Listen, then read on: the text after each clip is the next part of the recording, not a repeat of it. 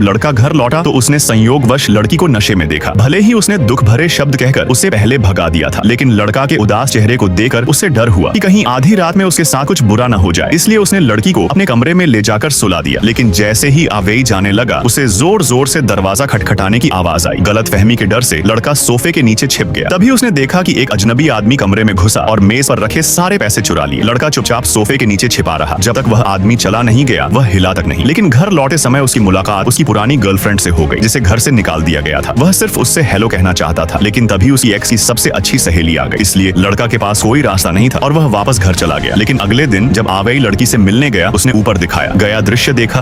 3 दौर की शराब पीने के बाद दोनों पूरी तरह एक दूसरे के लिए पिघल गए। लड़के ने भी हिम्मत जुटाकर लड़की को चूमा। जब वह फिर से जागा, उसने देखा कि लड़की प्यार से नाश्ता बना रही थी, जैसे कोई अच्छी पत्नी और अच्छी माँ हो। कुछ दिनों तक साथ रहने के बाद लड़का ने भी घर जैसा अपनापन महसूस किया। धीरे धीरे उसने लड़की को अपनी माँ जैसा मानना शुरू कर दिया। उसे लगा कि यह खूबसूरत जिंदगी यूं ही चलती रहेगी। लेकिन अप्रत्याशित रूप से लड़की ने निर्दयता से आवेई को घर से निकाल दिया और कहा कि अब से उससे कभी संपर्क न करे। मजबूर आवेई बहुत असहाय महसूस कर रहा था। उसे समझ नहीं आ रहा था कि उसने आखिर गलती क्या की थी। तब से आवेई बहुत अंतर्मुखी और सुस्त हो गया। वह अपना सारा समय गेम की दुनिया में बिताने लगा। लेकिन एक दिन उसका पिता विदेश से लौट आया और उसकी गैर जिम्मेदारी के लिए उसे डांटने लगा। पर उसे यह नहीं पता था कि बचपन में लड़का के साथ उसके माता पिता नहीं थे। उसकी दुनिया में सिर्फ एक गेम डिवाइस था। उसे अपने पिता की बातों की कोई परवाह नहीं।